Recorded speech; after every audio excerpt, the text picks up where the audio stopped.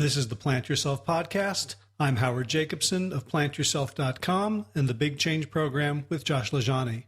This podcast is part of my mission to help you live a super radical and self-reliant life. I'm keeping this real brief because I'm going on vacation. By the time you hear this, I will be up and about traveling around and I won't have a chance to publish, but I did not want to wait a week before getting this episode to you. I'm speaking today with one of my heroes, and I don't throw that term around lightly. His name is Will Bonsall. He is one of the most remarkable human beings I have ever come across. He's the author most recently of Will Bonsall's Essential Guide to Radical Self-Reliant Gardening, which sounds like the sort of thing that only a very fringe group of people would be interested in, but it's not. His original title, before the marketers got hold of it, was Gardening Without Borders. And it really speaks to what we need to do as human beings to ensure our food supply and ensure our survival as a species. I can't think of anything bigger or more important than that. He's also the founder of the Scatter Seed Project, and I'd like you to, if you can, get to a YouTube right now. If you want to pause this and just watch this like 4-minute video, and the link I'll give you is plantyourself.com/scatterseed. That's all one word, SCATTERSEED. Plantyourself.com/scatterseed, and you'll get a sense of why I think Will and his work are so absolutely important. So I was thrilled that he agreed to be on the podcast. He is a veganic gardener, but he's not veganic out of ethical conviction as much as the common sense and the economics of it. And he argues that if we are trying to change the world by imposing our ethics on people, we're going to have a much harder time than if we just show them that the way we want them to do things is in their own economic self-interest. And that's what he does very convincingly in his book and in this podcast interview. So this is one I hope folks will share widely because the information contained herein really can save the human race from extinction. So without further ado, Will Bonsall, welcome to the Plant Yourself podcast. Hi, Howard. It's good to be here. And greetings to everyone. Yeah. So I wanted to begin by just asking you to kind of tell us your story. And this is actually our second time at recording. I had some technical difficulties, and I realized as I was biking from my little shed to a different office that the reason I wanted you to tell that story in particular is that your concepts and ideas and the things you put together just seemed to me so creative. They're so far beyond anything that I've thought about these topics that I've thought about for a long time, that I kind of was really interested in, like, what were the influences that allowed you to see things from such a broad perspective. So, tell us how you got to where you are now. Well, yeah, incidentally, that does tend to be how I think, for better or worse. They tend to be a very big picture, visionary sort of thing, not so good in the nuts and bolts and details, and linking them together is often a problem for me. But yeah, well, when I was a teenager and first left home for working away from home, my first job was in the mining business. I worked for a couple of mining companies, prospecting for copper and lead and zinc and so on. And I got old pretty fast. I decided I didn't want anything to do with it, and I decided I was more interested in something that involved more recycling and was a little more sustainable. And of course, at that time, organic was becoming a big thing, and so I got into that. And as I got into it, I started hearing people talking a lot about how many tons per acre you needed of phosphate and green sand and sulfomag and the lime and all these kinds of things. And I had to ask myself, I thought I'd get out of that business. And how organic, how sustainable was any kind of a system, food system or anything, which constantly relied on these outsiders and outside inputs, and especially things that required a huge carbon footprint. Of course, we didn't talk about that then, but just took an awful lot of energy to move stuff around. That wasn't what I was looking for, so I started asking the kind of questions, like you say, that most of us don't even ask. And one thing that helped me, too, is, for better or worse, when I first got into organic farming, I didn't get into market gardening. I dabbled with that and wasn't very good at it, frankly. But growing stuff for my own use was my focus. And because of that enabled me, in fact, forced me to ask the kind of questions that one doesn't necessarily ask ask or even recognize to ask about organic systems. If you're growing stuff to sell, then if the dollars in, dollars out matches okay, then you say you're doing fine. But in fact, there are lots of things where a lot of things which make economic sense but don't make ecological sense. And when I was dealing with the whole circle, things going round and round, any kind of deficits, you couldn't ignore them. They showed up. So that helped me an awful lot in my thinking. I think if I'd been successful as a market gardener, I'd have been a failure as a whatever I am, an agricultural philosopher or something, whatever. Great. So you came to my attention through your book about Will Bonsall's Essential Guide to Radical Self-Reliant Gardening. And I know that you're in a blog post before the book was published, the working title was Gardens Without Borders. So yes. I wonder if you could, what do you mean by gardens without borders? Because I have a garden in my backyard. It's about a half to 3/4 of an acre, and it's got a fence all around it. And how do I think of that piece of land and the inputs and outputs as something without borders? Well, that's exactly, you've hit right on it when you talk about your 3/4 and a fence around it and so on. The very first chapter of the book, which is why I originally titled it that, then the publisher decided for some good reasons that it wasn't clear enough what it was about until too late. Then they came up with this other suggestion, which I don't like at all well, but their reasoning was right on. The very first paragraph of the book, I point out that when you look beyond the edges of your garden, I assure you, you're seeing a mirage. You think that fence there is the boundary of it, but everything is connected to everything else, and your garden is much, if not more than most things. The stuff that you bring into your garden to fertilize it, what you do with the food that comes out of it, and on and on. The whole thing is part of a whole. Basically, your garden is the center of a little pebble dropping in the water. The ripples just keep going out bigger and bigger and bouncing back and so on. And it's like everything. It's like light, sound, energy, or any kind of thing in the universe is all integrated. And so to ignore that is at great risk of, particularly if we are to presume or to say that this thing that we're doing is organic. The very definition of organic is something for all the parts functioning together as in an organism and as an integrated unit. And if they don't do that, if these separate little pieces come in and out, then we have to really question whether this is really organic gardening. What I often refer to, kind of facetiously, to more conventional gardening farming, including organic farming, is sometimes it's cake mix farming or cake mix gardening, where you bring in some of this from there and something from there, and it all comes from somewhere else. You put it in your garden, you stir it, and out comes some zucchini or some potatoes or whatever, and that goes away somewhere. It's not very organic. A real organic food system, like an organic and sustainable life and an organic sustainable civilization and so on, should always be looking at the bottom line, should always be reckoning what are all of the inputs. Don't ignore the externalities. And unless you do that, until you do it, you're not really being organic, and you're certainly not being sustainable. Okay. So one of the things you say a lot, and I got a lot of this from this wonderful YouTube video of a workshop you gave, I guess, for Amy Hamlin, who's been on this podcast a couple times, on veganic farming and gardening. And one of the things you say a lot in that talk is people are coming up with the right answers to the wrong questions. Yeah. And one of the reasons I love your work is that you build a bridge between two worlds that I love and that kind of are always fighting with each other: the vegan world and the permaculture world. And I live in both worlds, and whoever I'm with ends up sort of making sense. But so what are the wrong questions that each of these different worlds is asking? Maybe we need to define, for this audience at least, we need to define permaculture a little bit because they're much more familiar with vegan. Well, that's a really, really good point. And that was, by the way, perhaps the first, one of the few or only presentations, events that I've done, the one in Ithaca, New York, where the audience was primarily vegan, not primarily organic. In other words, where they were coming from. And they were very interested in what I had to say about combining the two.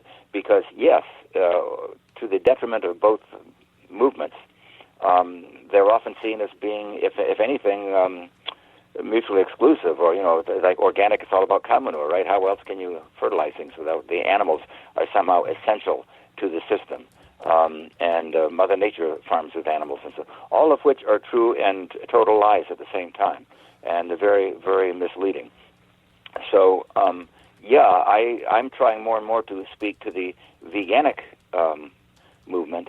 The organic, most of what I have to say that the organic people already get, and I'm telling them, they're very happy to hear it, because it's kind of like, gee, I always thought that, but I wondered. And so I'm kind of confirming some of their own doubts and giving them some alternative ways of dealing with it. The veganic people, for the most part, vegetarians and vegans, are not that connected with the earth. They tend to be urbanites, suburbanites, have conventional jobs. And if they have gardens at all, the connection does not hit them quite as hard. For one thing, most people that are into veganism and vegetarianism are primarily into the compassion ethic, which is totally great. I'm all about that. It's wonderful. But there's a, I suggest there is an even more profound motive or rationale which drives both of those. And it doesn't rely on the bunny-hugging mentality. It is the very fact of the word that I've coined for this, I believe, is eco-efficiency. In other words, whether there's a profound practicality to the way that we produce food. And on the one hand, if we are producing our food with all these animal inputs, whether we ourselves are keeping or eating animals or not, if we're relying on animals to maintain the system, then we're not being very efficient, and I'll get back to that point. But it basically has to do with the food energy chart that we all had on our, the pyramid that we had in our high school biology books or whatever.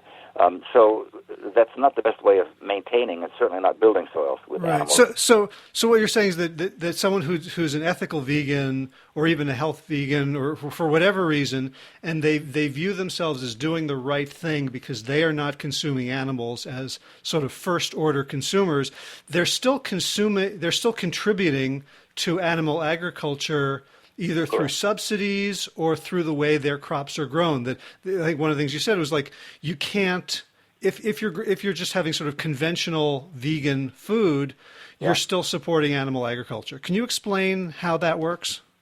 Well, for one thing, virtually all of the organic food on the market is largely produced with animal manure. So that if we want to feel self-righteous about the fact that our tofu doesn't contain any animal products. In a sense, it contains lots of animal products, and it totally relies on someone else keeping animals and castrating them and weaning them prematurely and butchering them and so on. The blood is on our food just as much as theirs. In fact, the tofu is an excellent example. About the only reason that the tofu is as affordable as it is because the okara, the pulp, the leftover, most operations it's fed to pigs or cattle or whatever. So you're not eating the animal. Your hand didn't wield the knife, but you supported the one that did. It happened. You're an enabler here. And this kind of thing, our lives are fraught with those kind of hypocrisies and inconsistencies. And about the only way to really resolve them in anything, even partially, is to look at the inputs. And again, it's hard to do when your food comes from the grocery store or the health food co-op or whatever, to know where the stuff, all the inputs involved in it are. Again, that's why I had the great advantage when I started off of not being very good at market gardening, but basically focusing on producing stuff from my own use, from my family's use. And it became so patently obvious from the very beginning what worked and what didn't work. A market gardener doesn't necessarily see those because a market gardener basically sees spend some money out to get certain things and get some money back from selling food. And if those numbers line up then this is a viable business. But in fact, we know that there are a lot of things which are economically viable, which are not ecologically viable. That's especially true because the ocean of petroleum that underlies our whole civilization skews all of the facts. All of the calculating that we think we do is blown out of the water by that. So my system, it allowed me to have a certain wisdom which would have probably been denied me if I'd been buying and selling stuff. And if anything was not viable ecologically, He hit me in the head. I couldn't miss it. I was dealing with the entire circle, round and round. The stuff went back into the soil and so on. Anything that worked was very obvious. Anything that didn't work was equally obvious. It's sort of if you have a garbage service that comes and the trucks take your stuff away, there's something called away. If you had to keep it all on your land, you would understand a great deal more about what biodegrades and what doesn't. Well, you hit it right there, is the realization that there's no such thing as away. The stuff that comes from away and goes away does not. It's all integrated. And as we said in our comments before, the idea behind gardening without borders, there is no away. You have to deal with all of those. Whatever you think is the bottom line, there's another one below it, right. And you keep that in your accounting. Right. So far we've bummed out the vegans who are no longer able to maintain an attitude of purity. But the book is mostly about... Well, hopefully at the same time we've also enabled them. There is a vision, there is a way of doing it that is sustainable and is truly vegan and so on, and in fact just happens to be a whole lot more efficient and practical than the other way of doing it. So it's good to... You don't make any progress with a problem until you recognize that there's a problem. Right, and that was a tease because I want them to keep listening because there are solutions that are just beautiful. But I want to give equal time to the permaculturalists whom I discovered many years after I went plant-based, and all of a sudden the permaculturalists just seem to be making much more sense to me about their and so many of these concepts are just so beautiful around slow flow and completing the circles and stacked use and just the elegance and cleverness and this idea of a sustainable agriculture and a sustainable civilization. And so when I started reading about those, I thought, well, gee, I need a cow. I'm going to need chickens. It started eroding some of the philosophical underpinnings of my veganism, of my plant-based attitude, and yet your vision of radical self-reliant gardening takes the permaculturalists to task as well for making some unfounded assumptions, or maybe just doing sloppy math. Can you talk about like the vision of permaculture and how they're not living up to the eco-efficiency? I could hardly say it better than you just did, but I'll try to, because the basic concept underlying permaculture is so right on. All those things. It's such an elegant, even in more ways than you mentioned. For example, the idea of growing crops without disturbing the soil. That's what's wrong with that. That's great. And of having a lot of food coming from plants which you mainly prune and mulch and chip and things like that. You don't ever have to actually dig them, and you don't have to do an ecocide to the ecosystem and start from scratch every time. Insofar as that works, that's fantastic. The problem with it is most of the foods which the permaculturalists have come up with for being suitable for permaculture, again, are not, as they are now, directly usable as sources of plant food for humans, as they are now. And so the thing they instinctively come up with, because we're looking back at our traditional society, we run some hogs in there to eat those acorns. If we feed this thing to some chickens and some pigs and so on. Although, in fact, generations of extension farm extension agents have trying to convince farmers to keep the livestock out of the bloody woods. That's terrible for both. And so they're undoing a huge part of the advantage that they get, because in fact every time you go to a different level of consumption, like going back to the food energy pyramid, you have very roughly a 90% waste loss every time. You recoup maybe 10% of it. So let's we don't have a picture in front of us, but So basically, there's the bottom of the pyramid is the producers of energy, anything with that can photosynthesize. You hit it right there. Anything with chlorophyll, which we don't have. So we're not producers. However productive we may think we are parasites on the earth. We are consumers. That's okay. There's room for parasites and consumers. So things have to be consumed as well as produced. But we are at best on the second tier of the pyramid. We're eating the plants. That's the best we can do.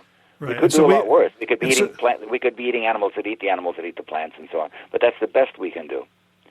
And right. So you're saying at each level of that, there's a 90% loss waste of energy. So when we eat the plants, we're wasting 90% of the energy they've produced. When we eat the animals that eat the plants, if we're living on chickens and hogs and cows and sheep and goats, then we're getting 1% of that energy instead of 10%.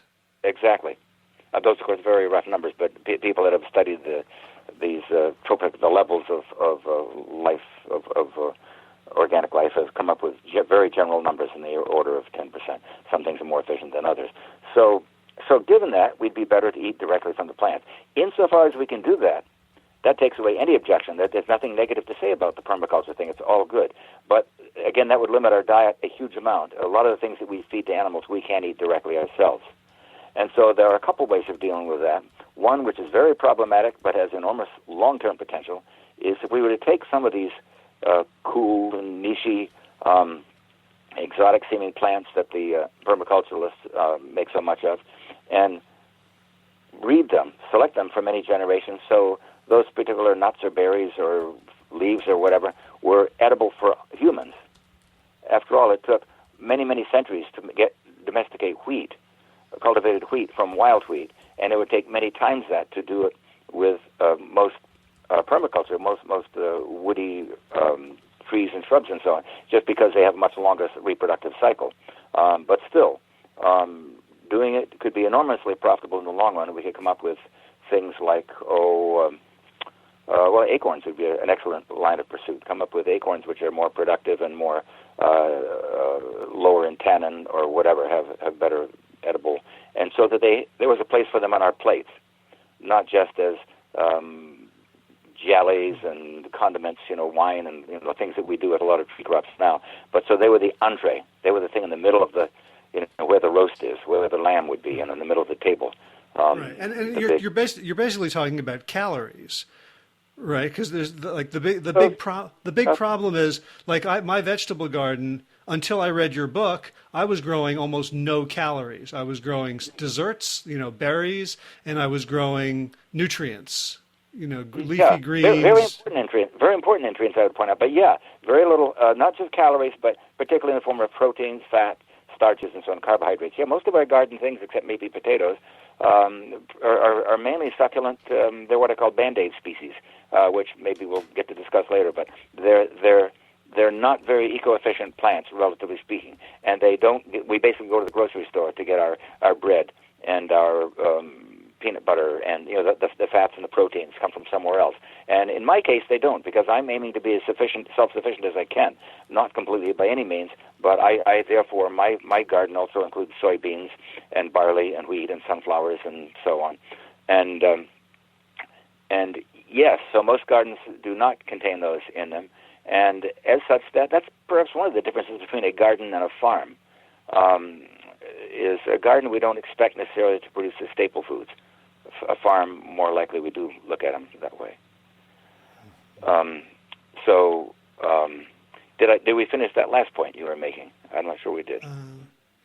Yes, so the permaculture ethos that runs all those animals through to kind of be middlemen or middle pigs between the chlorophyll sources that humans can't eat or we find really unpalatable. Yeah. That's one solution. Okay, and then there was a second one. Thank you. That was the point I was hitting for. One is to simply take those same crops and spend the time it takes, which will be many centuries of sustained breeding effort, to make those. Some quicker than others. Like, for example, the people at the Land Institute in Kansas have been working at trying to come up with perennial, not necessarily tree crops, but perennial wheats and perennial legumes and stuff. And again, that's in that same direction. I shudder to think of what agribiz will do with that technology when they're able to co-opt it. But the potential of the way they're trying to do it at the Land Institute is nothing but good. And if we could do that with tree crops, if there was some way with modern genetic knowledge that we could speed it up, perhaps, that's one way of getting these things, so we can eat from the forest directly without having to send pigs and cattle in there. The other way, which I'm doing very much now, is indirectly. Instead of eating directly from the forest, eating indirectly from the forest, in the sense of we have to use some kind of organic matter, and preferably not animal manure, but let's say plant matter, compost, mulches, or whatever, to build the soil and sustain the soil. And we can use make compost from our garbage and all the industrial residues and cannery waste and grass clippings and all that kind of stuff. That's all great, but to get the amounts we need to sustain the system, we need vast amounts. We need tonnage, and to not just to maintain soil fertility, but actually to build it. Because where we've got it at, even with organic farming, is we've taken it back from what it naturally was as natural forest or grassland. We've reduced it. We've more or less destroyed it. We need to not just maintain the fertility. We need to rebuild it back toward that. So when you say fertility, what, can you define that or that's help a real us? good point. There's a real good point because it means several things. The main thing I'm talking about, and I'm obsessing over, is humus. Fertility, well, typically people mean nitrogen, but all the minerals and all the things that make soil a convivial habitat for living things, whether it be soybeans or centipedes or human beings, need stuff from the soil. We all come from the dirt, from the soil. And so where that comes from, how it gets there, some of it's already there, but if you've been taking it away for generations in the form of stuff going to market, then, well, what to do? So anyway, my point, in this particular case, I'm saying if we were to use stuff from the land to build the land, from nearby land, not from thousands of miles away. For example, you talked about your garden 3/4 of an acre or so. Around it is either lawn or hayfield. Well, the stuff from that lawn or hayfield could be and should be going into the garden, should be built in the garden. Much more so, to carry it a little further direction, getting toward the permaculture thing, is as wonderful as grassland, prairie, lawn, or whatever is for producing surplus biomass to build and cultivate, to nourish our crops, our cultivated land. Far better than that are forests, particularly climax mixed hardwood forests. They produce vast amounts of stuff in proportion to what they themselves need, particularly we're thinking of like tree leaves, but also eventually they chipped up the brush, the twigs, all the stuff from it. And so insofar as we can use that to fertilize our cropland, then we have a real no-brainer here. We have a system which is very, very sustainable, very eco-efficient. I'm doing that as much as I can now, using, frankly, leaves and rainmeal chips are the mainstay. They are what runs my farm. You could take away my chainsaw, my lots of other things, rototiller, but take away my chipper shredder, and I would be very hard-pressed to farm. Have to find some other way to do the same things. So, right. So I want to. Therefore, indirectly, if I'm not eating directly from the forest, I am indirectly because I'm using the stuff from the forest to feed the crops that will end up on my table. Right. So one of the challenges in talking to you is that I have to admit I was planning on reading your novel, From the Eyes of a Stranger, and Yes. I didn't get to it because I am going through the first book so slowly because there's not a page where I don't have to take like 10 pages of notes and think about what you've said because it's so rich in the details. And so I'm going to recommend to anyone who gardens or farms or cares about it to get the book. But I want to begin with the assumption that people may need the big picture stuff.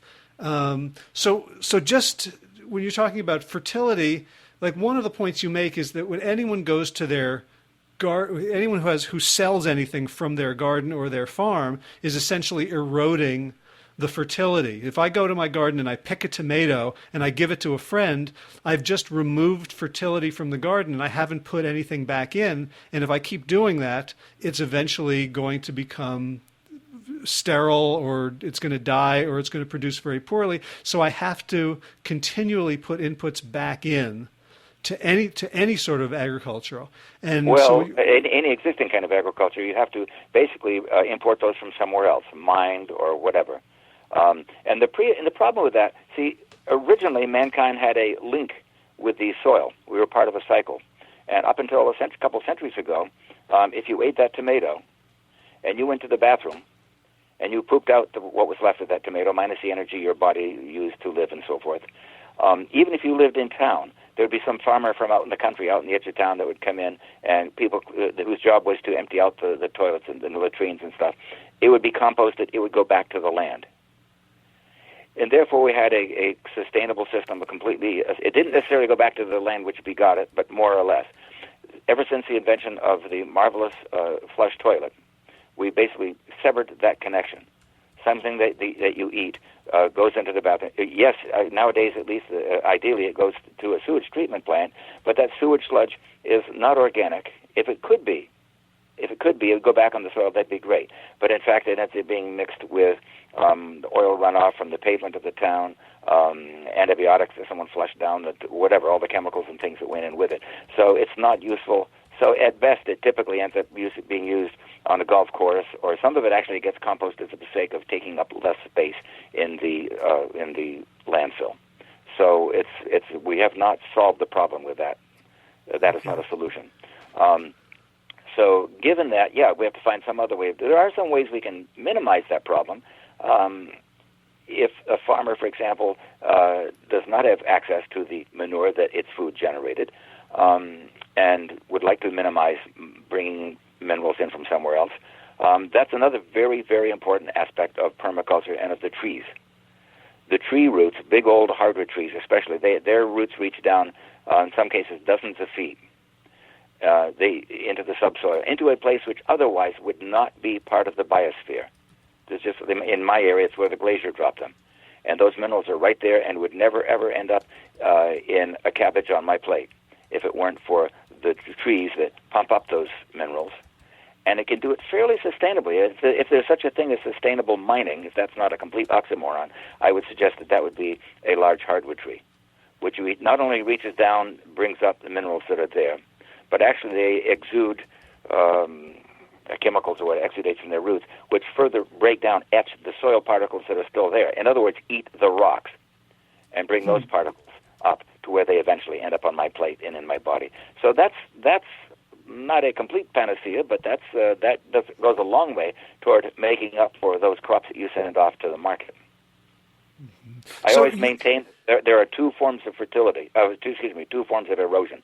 The one that we all think about is, stuff leaching away or blowing away or, washing away with water. But the second major form of erosion, and perhaps the biggest one, is the marketplace. And we don't think of the marketplace as that's what we're doing it for. How can we call that a form of erosion? But it is just as absolutely as the leaching away of minerals. Right, and one of the key factors there is this invisible externalities. So that, so we decided we were going to do a little chicken sanctuary. We were going to rescue, old birds from local farmers where they had stopped laying enough to justify their feed. And we thought, well, they'll eat the ticks and they'll be helpful. And then, we can sell the eggs to pay for the feed. And it's not like totally kosher vegan, but they're living out their lives pretty well. But then buying the feed, it's $10 to buy a 50-pound bag of scratch or grain feed. It's almost negligible. It's almost nothing. But since I read your book, I was thinking, well, how many acres would it take me if I was growing that? So that feed has to be growing somewhere. So that was when I really started understanding this idea of the garden without borders. Is that my garden has to extend. Occupying the land it grew on. It's also occupying the petroleum that fueled the tractor that ran, and so on and so forth. Everything, all the way from the farm to the marketplace to your chicken sanctuary. Huge carbon footprint all the way, just to keep those birds alive. And one of the things that bothers me about that, all these places where we keep old downer cattle and stuff, what's in the heart behind it may be great, but there's often a huge amount of hypocrisy in it. Sometimes we're contributing to the problems. Making a place for these things to go takes the pressure off. What we really need to do is be shutting them down altogether. And of course, that means you've got to convince everyone else in the world to stop buying and eating them. Right. So let's talk for a little bit about what your form of veganic gardening looks like. I don't want to spend too much time on it because there are so many details and people can get them all in your book and in this YouTube video. But just to kind of give a picture, and especially for folks, so I have a fair amount of land. I'm on 6 acres. About 2/3 of it it's not old growth, but it's woods. So I can do a bunch of things, but I'm also thinking about listeners who maybe have a suburban plot, and they're obviously not going to be able to become radically self-sufficient. So what does it look like to be doing self-reliant gardening, eco-efficient as possible at any level, whether it's, your 85 acres or my 6 or someone else's, 20 by 20? Well, of course, with my 85 acres or so, most of that's forest. So the area I'm actually cultivating is, for my own use, it's perhaps an acre and a half, if that. So it's a lot less than your 6. But my key strategy in all that is intensive methods. And having things crowded, things in beds, not raised beds, which I hate, but in intensively spaced wide road beds.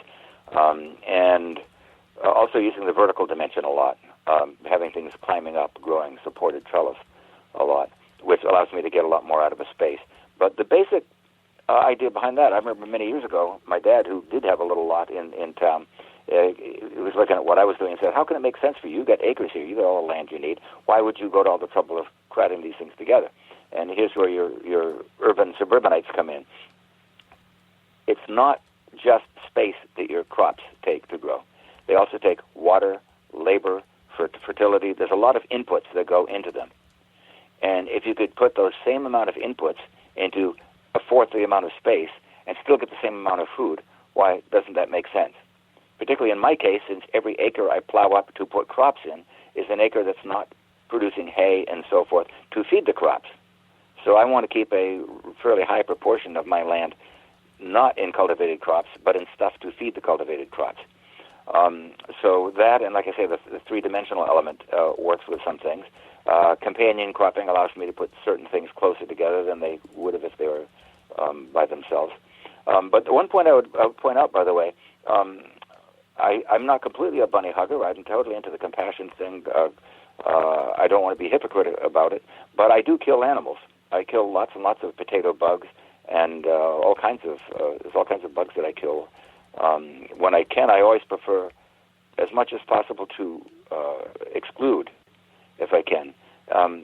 Sometimes people feel really fine about squashing bugs or something, but would be horrified at the idea of shooting a deer because those cute little Bambi eyes and so forth.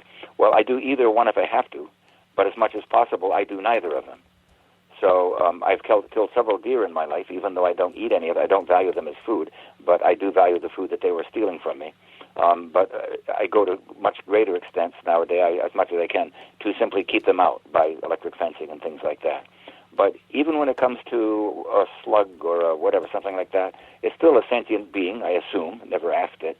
But anything I can do to avoid killing it, I try to do, anything reasonable.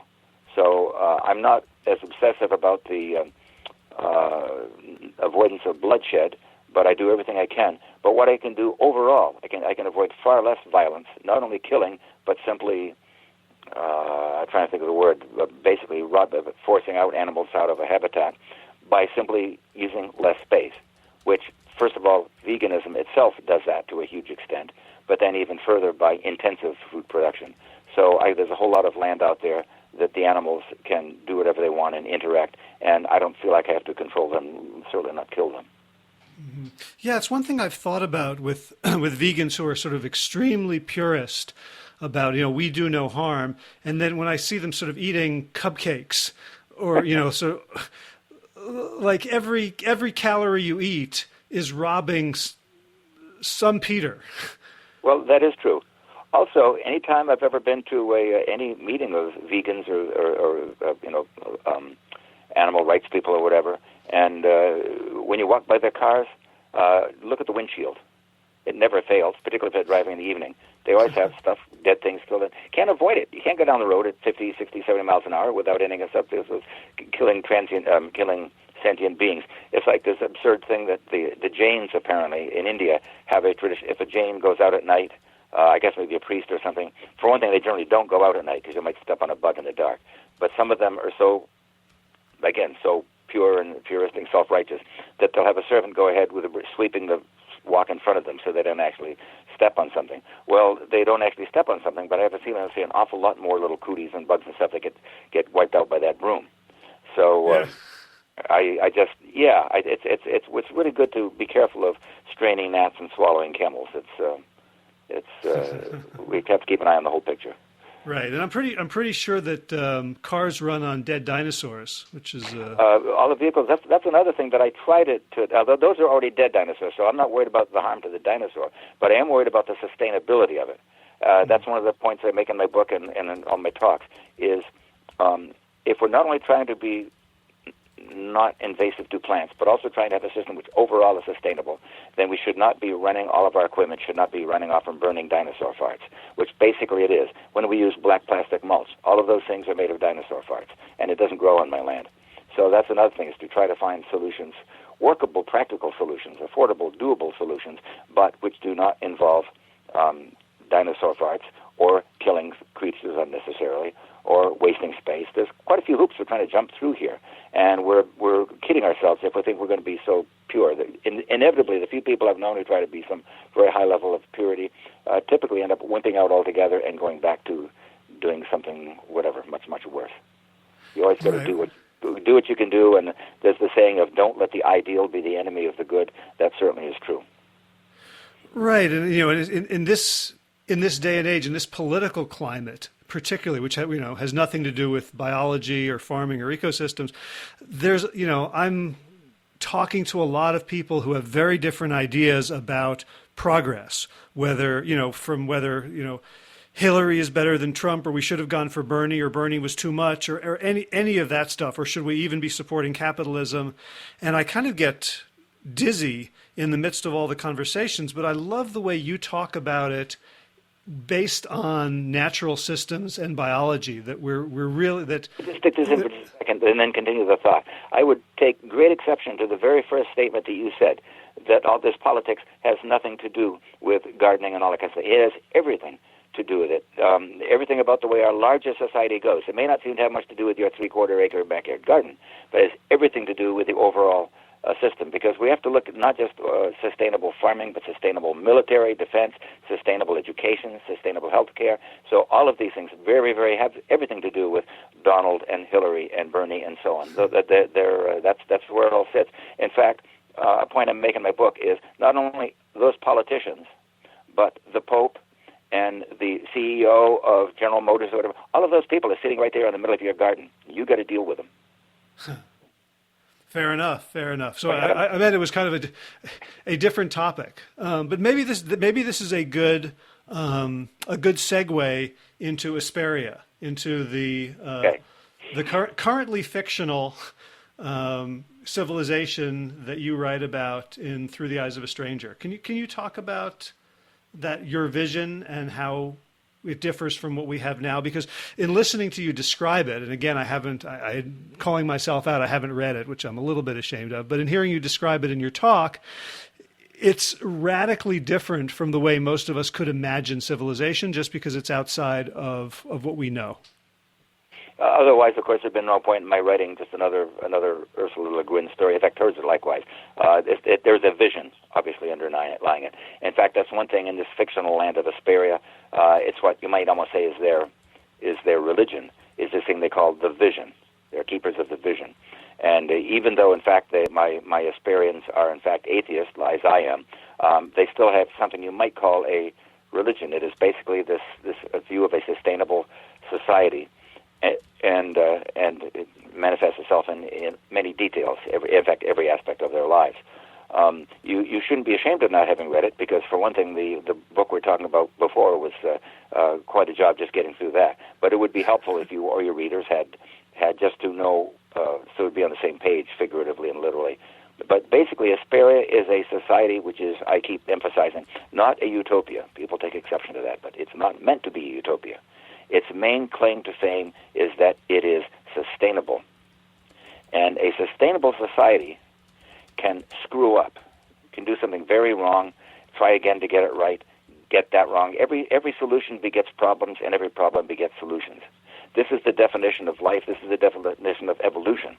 So a society can evolve and live and thrive if it is sustainable. It can do all kinds of very important things wrong. Keep working to get it right, screwing up, working again to get it right. A, quote, society, if it is not a utopia, if it is not sustainable, in fact, is doomed. It doesn't matter how much they get right or wrong. If our current society, for example, if we had totally resolved issues of gender equity and racial harmony and all these things, even if we had totally, which of course we haven't, even if we had totally resolved those, as long as we are not sustainable, then we are, as someone described it, as rearranging the deck furniture on the Titanic.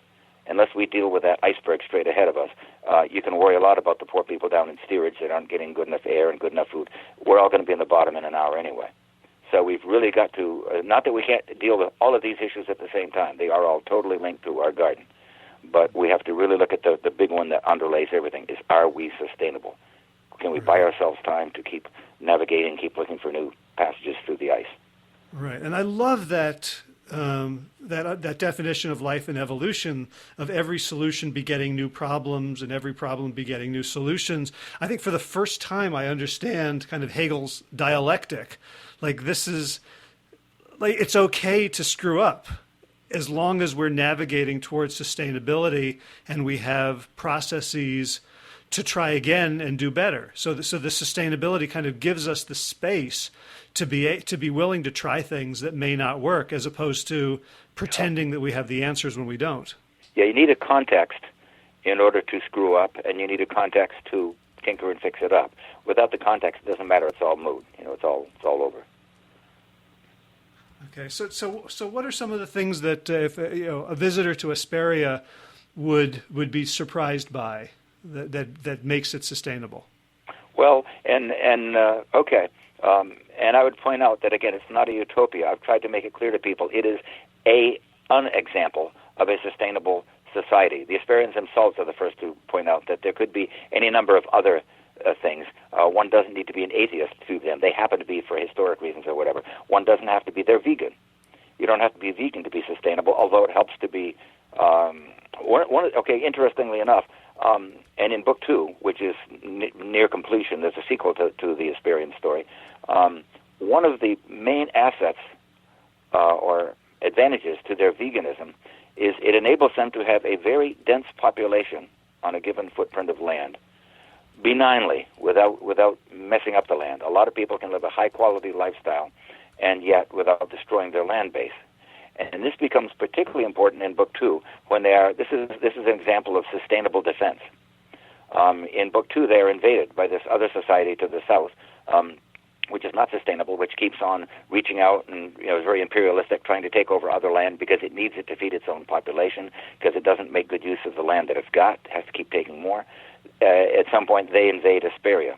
And one of the things, the main defenses that the Asperians have, is they have a very high density of population in proportion to their borders and so on. And moreover, a population which are very healthy, very prosperous, they're very rich in resources, and the people are very, very loyal to their government. They know what they have. They know what they stand to lose. So you don't have any treason is unthinkable, for example. You don't have grudging people that are ready to turn to help the enemy. But anyway, so they are vegan. They have a thing called the Vine Laws there, which basically mandates a high level of self-reliance. In particular, there's a subset of the Vine Laws called the Staples Rule, which mandates that every stead, which is to say household, that also, incidentally, they don't have nuclear households like we do. A stead is like anywhere from 15 to 30 or 35 people, some related families, parts of families, individuals living under one very large house, almost like a chateau, kind of a big thing.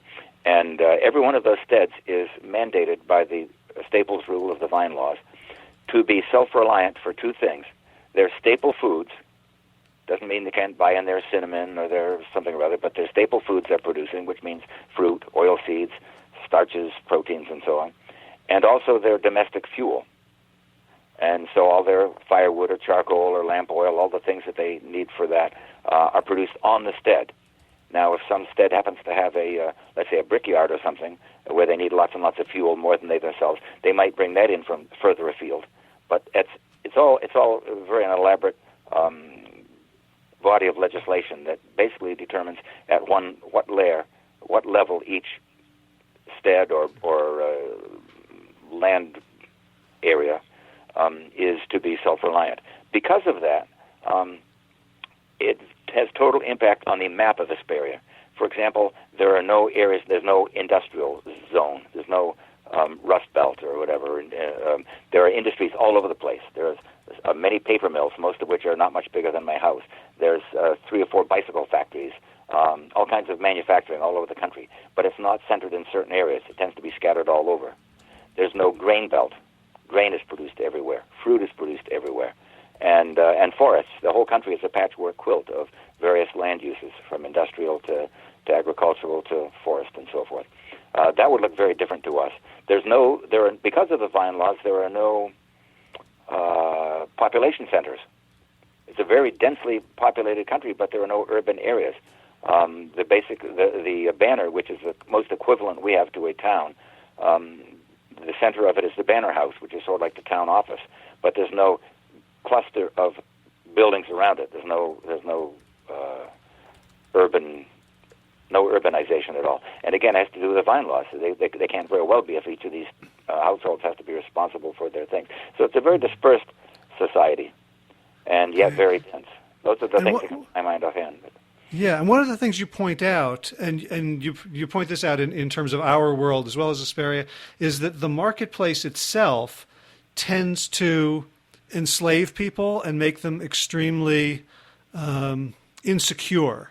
So you talk about sort of the soybean farmer or the corn farmer in America who has no influence over the cost or quality of their inputs and no influence over how much someone's going to pay for their outputs. And then you talk about like the marketplace in Hesperia, where because people are self-sufficient, they are not in a position to be screwed. Yeah, and to the degree that they're self-sufficient, which is very high. On the other hand, people are manufacturing all kinds of things to sell. Incidentally, officially, the Hesperian economy is a barter-based economy. The Hesperian government does not produce any currency.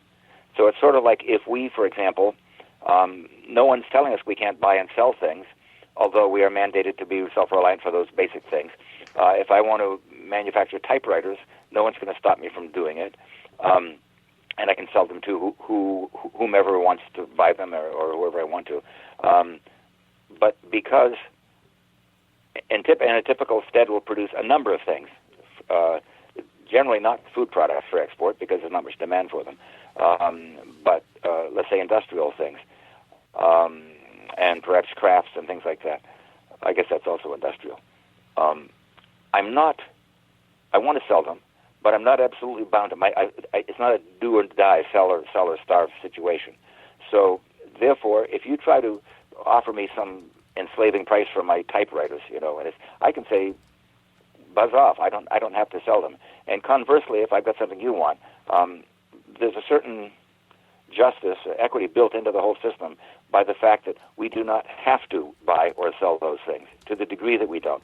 Therefore, it means that you can demand and get a more fair price for what you're buying, and you cannot have to pay a more than fair price for what you're selling, for what you're buying. The degree to which you have to have it, let's say if you're a manufacturer and you're making knitting needles, and that's the only thing you've got, and how many of those knitting needles can you use yourself? So you have to sell them or starve. If you're growing corn or soybeans, you have to sell them or starve. You have no control over those things. Most farmers nowadays do not even produce any of their own vegetables. It all comes from the store. Even though a farmer that grows wheat, his wife goes to the store and buys bread. So the marketplace, which could be a very liberating thing. I mean, I'm far from envisioning everyone staying in their own place. I mean, the marketplace and the forum, these are places where we share our civilization, where we make decisions, where we become wiser. We should be mixing it up as much as possible, and including buying and selling things. It makes our lives richer in so many ways. It's the degree to which we are indebted or bonded, enslaved to that. That's where the problem begins. Right. Because when I think about sort of the history of how third world poverty came to be, it's largely a case of Western corporations coming in and with the help of an oligarchy in a country, stopping people from being self-sufficient. So now that these countries are producing tea or cacao or coffee beans or bananas or pineapples that they can't live on, but they have to sell it to the West, and if they were self-sufficient, if they could grow their own food crops, they could. As my grandfather was a musician, and he used to say, what the conductor can do with his baton if the orchestra doesn't show up. Right. And also, like that. The example of third world countries, let's say those countries that are now, let's say, producing pineapples for us, and they're having to buy everything else in from us at the price that we dictate. If they were more self-reliant for not just food, but for industrial things and so on, at least within their country and ideally within their communities to some extent, within the household, to the extent that they would still grow pineapples to sell. And we would still buy pineapples from them. But we might pay a lot more for them, as perhaps we should. We're producing our own staple foods, but if we wanted these extra foods as, let's say, treats or luxuries, then we would pay enough for them to make it worth their while, and vice versa. Yeah, when I was in graduate school, I took a course on sort of international health, and my professor, Clara Hegner, posed this question to us one day that stumped me for years. She says, why are bananas cheaper per pound than apples? I was living in New Jersey at the time, when apples were grown locally and bananas were shipped thousands of miles. Exactly. And it's because of power imbalances. And along with that goes, why are people in New Jersey so wealthy, and why are people in Honduras so hungry and poor? Right. Okay, so the last thing I want to talk to you about is, and we could go on all day, and I would love to just ask you all these questions about my garden, but in fairness to you and all the other listeners, you've also been involved in a project that to me is so inspiring and heroic and necessary that I hardly have words for it. And that I'm referring to the Scatter Seed project. Could you talk about that and how you started and what it means to you and what it should mean to all of us to get involved? Yeah, thanks for that. Way back 30-something years ago, well, actually way back when I first started gardening, farming, in fact, it actually grew out of my obsession with self-reliance. I didn't want to just grow my own vegetables or my own food, but I also wanted to produce the fertility for the food and also the seed for the food. I was determined if I was going to go to Burpees, let's say, for some tomato seed, that was fine. But I didn't want to go back to them next year for the same variety. I wanted to keep from year to year. And so I learned how to save seeds, not only of tomatoes, but of basically any crop. If I was going to grow kohlrabi, if I was going to have kohlrabi in my diet, then I had to learn how to save kohlrabi seeds, which is a little more challenging. And so I gained experience in saving a whole lot of seeds of a lot of whole kinds of things. But also, gradually I came to realize there were a lot of things that are not available off the shelf. Just for example, the old man that we worked at, haying, the dairy farmer, he had a very interesting kind of, he called it a lima bean. Turned out it's actually a white runner bean he grew in his garden, and he'd been maintaining it for years and years. He also had a cowhorn potato, a local regional heirloom variety that he grew. And that's when it first hit me. There's a lot of stuff out there that people have that's not in any catalog anywhere. It's not available off the shelf. And a lot of it I can get if I can access it, but I can only get it once. Once I get it, I've got to keep it going myself. So that's about the same time that I learned about the Seed Savers Exchange and became a very active member of that. And so I started a Scatter Seed project, which twofold focus. One is to promote and teach skills to people about saving their own seeds, encourage them to and teach them how to do so, but also maintaining varieties of things, many of which were rare or endangered. And so, yeah, I've had, in the past, I've had, I think, over 5,000 varieties of various crops, including beans and flax and grain and vegetables and so on, that I've maintained and offered to people. As of a few years ago, my Scatter Seed project was more or less shut down because of some doings of another organization, which basically cut off funding and left me high and dry, so that some of the things I have in my collection are lost. Some of them I'm struggling to keep going, and some of them I'm in the process of reobtaining. Basically hoping to get some more sustainable source of funding year in, year out, so that I can do a better job of keeping these. But most of the stuff that I had and have lost is still in some other collection, like some of them are varieties that are in the USDA collection, which I may have got from them, or they may have got from me, in which case they're happy to repatriate them to me. So, right. So when I first heard about scatter seed and about saving seeds, I thought that the implications were, okay, I can save like $30 a year by not going back to the catalogs, and maybe I can get some slightly different variety of bean.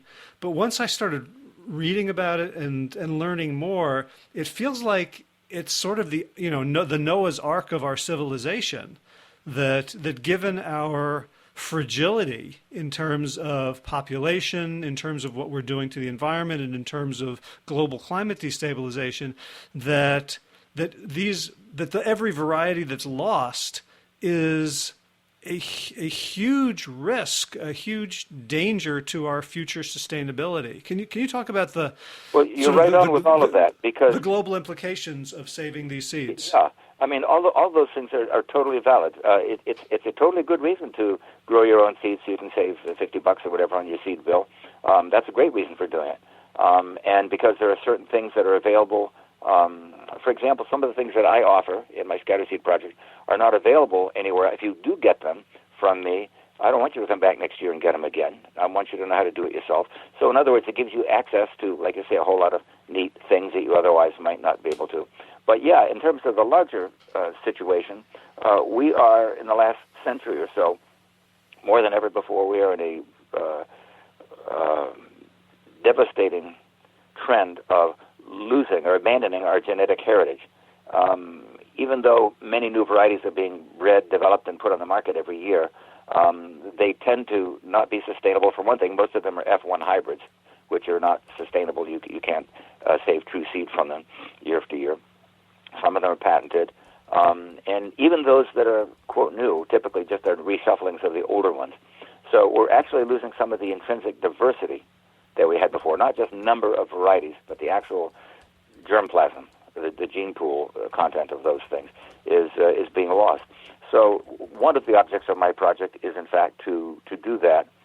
What I focus a lot on, even more than what people talk a lot about in the seed-saving community, is preserving, rare or endangered varieties, which is obviously number one priority. A lot of that's being well done. Some of it isn't, but some of that's already being well done. The thing that I focus an awful lot on is having these, as I say, on the shelf. Many of the varieties that I get, just for example, some varieties I get from the Department of Agriculture are not generally available to the general public. They don't want you using them as a seed company. They're generally happy to deal with me because, for one thing, if I put something in my collection and I offer it, they can't charge you for the sample. I can. And so, in effect, it becomes in the marketplace. And eventually, many of the varieties that I've gotten do end up in the marketplace that some other seed company will pick up and carry. But my object is to keep as many varieties of as many things accessible to gardeners, and especially gardeners who plan to maintain their own stock henceforth, even if it's not particularly rare or endangered. It's just so there'd be a lot of diversity manifest there at any time. And of course, some of that, that's you mentioned the Noah's Ark phenomena, is some of these may survive the current genetic crises that we're facing right now, that our whole civilization is facing. The more that's out there, the better. I always maintain that in the long run, the safest way of maintaining genetic diversity is not in gene banks, but basically is in the horticultural landscape, in the fields and gardens of farmers and gardeners all over the country, all over the world, actively used and actively be put on people's tables and being eaten. Right, and because we don't know what's going to happen, right? We don't have any models for predicting what the Earth is going to be like, what kind of pests are going to migrate where. So the only thing that we have that could possibly save us is having enough options that something might work. That's right. We have a lot of things up our sleeve. We need to have a lot of possibilities, and that's the trick with not knowing which ones of them are going to be relevant. That's why I'm trying to keep I'm like a juggler, trying to keep as many balls in the air as I can without letting any of them fall on the floor, because we don't know which ones. There may be something which is kind of mediocre today, is not as special, which may have within its genes some resistance to some, let's say, a fungal or a virus disease, which is just evolving, which 10 years from now may be decimating all of our crops, may be very critical, maybe like another Irish potato famine. And this variety, which hitherto was sort of, just ho-hum another thing, might become either of itself, or it may have within it the genes that we can develop other varieties which are have some resilience to them. Great. So, in sort of wrapping up, you raise so many issues, and a lot of them, as you say, are sort of political. We need to change our entire civilization. We need to wean ourselves off of fossil fuels and find a sustainable energy source. We need sustainable forms of economics, and that's sort of the work of political and social engagement. But there's also the very, very personal work that you and I do and many people do on their own land. What do you recommend if someone just sort of comes to you and they're suddenly aware, based on your writing, of the magnitude of the crisis and opportunity in front of us? Do you have any sort of general guidance for folks who are listening to this? Like, what's the first thing or one thing or a couple of things they can do to begin to feel powerful, to begin to feel like they can make a difference and contribute to a good direction? Well, what I always tell my workers, and this specifically relates to Scatter Seed Project, but it also relates to everything else we've been talking about in this conversation, is there's two ways of looking at this, and you need to simultaneously look at both of them. One is that no matter how much you do, how many seeds you save, however pure you get, whatever you do is not enough. The problem is so huge, so far-reaching, whatever you do is not going to be enough. The other side is that however little you do, it's critical, and you have to do it. So you're the only one that can decide with your life, with your resources, with your time, with your money, whatever, which of these things you're going to buy into. But it's critical to pick that one, or as many as you can of them, and do them. So the fact that you can't save the world is not an excuse for sitting back and saying, well, I can't do anything, I might as well have another beer. Okay, great. So for folks who can grow gardens, and we'll get your book, and they will learn how to use ramial chips and leaves and mowing, grass clippings and all that, and become far more sustainable. For those people who aren't going to be able to do that, do you have any advice about how to have an effect with your pocketbook? So if you're buying from your local farm stand, well, they're still exporting fertility. Like, are there better things to do than others in terms of procuring your food to be a positive influence? Very much. First of all, if you're talking about your own little garden, your own little backyard in the middle of the city garden, one is to squeeze more out of it by learning to do things more intensively. Perhaps we have to live in the real world where we have money or don't have it, and so I wouldn't think too seriously about trying to grow your own wheat in your little postage stamp garden. You can buy a lot of organic wheat pretty cheaply. You might focus on the things that you're also going to buy, which cost a lot more, like tomatoes and so forth, carrots and whatever. If you're not gardening at all and have no option for gardening at all, then you're buying all your food. There's a huge control you have over that. Keep in mind that basically every year or every 4 years or whatever, you get to vote at the polls, and sometimes it doesn't feel like it makes any difference, anyone's paying attention. Every day when you stand at the checkout counter, you get to vote. And believe me, someone is listening. So the choices that you make in the marketplace, what foods you get, know your farmer. Don't just go to the Safeway or IGA or whatever and get something off the shelf. Go to take the effort it takes to find out who in your area is producing this, or where you can buy it organically, where you can buy it locally grown. Just do some research. Don't assume everything has to be perfect. Find something that's better than something else, and go with that as much as you can afford to. Right, and so I live in an area where there's a lot of farm to table, and there's kind of a renaissance. Most of the people here are devotees of Polyface Farm and Joel Salatin, who's very much in the permaculture, use all the animals. For vegans, plant-based people, what do you think about buying your produce from a local farm that has a sort of animal-based permaculture ethic to it, but they also sell vegetables? Is that better than Safeway and IGA? Well, quite probably. I mean, it's hard to know sometimes how do we weigh something which is like the things at Grow Joe's, which are focused a lot on poultry and so on. They have that downside to them from your and my point of view. Of course, he would see it as a plus. But on the other hand, at its worst, is that perhaps better than something from the IGA and Safeway? In some cases, perhaps not. There may be something, maybe the swap-off is too great. Again, the best way you can know that is by asking questions and Joel will probably give you a lot of answers. If you go to the IGA or Safeway or whatever, they probably won't give you a lot of answers. They probably don't have the answers. They've never been asked those questions before. So, yeah, look around. I mean, shop. It puts a whole new different meaning to shopping. Finding out what's available and deciding in your own head, which you got to balance these things. Not only try to do the best you can, but try to do the least harm you can do. Great. So I think of paleo as sort of a gateway drug to a healthy plant-based diet. It's sort of a halfway house. And so maybe this animal-based permaculture is a halfway house to truly eco-efficient, sustainable farming and gardening. I would thoroughly agree with that. That's one place where Joel Salatin and I would be on the exact same side, arm in arm. Is yes, it's on the way. We would mainly disagree in thinking that it's an ideal. Right. So, if people want to find out more about you and follow you, do you have an online presence, or how can people? I don't have my own website. I'm told that I'm on lots of other people's websites. I'm very free. I'm very promiscuous with my email. If anyone has particular questions or something they want to ask me, they can write at wabonsall@gmail.com. And whenever I do this, I always get swamped with people, so you may not get a quick response. But if you have some serious thing you want to share or ask, I do the best I can to help people in that respect.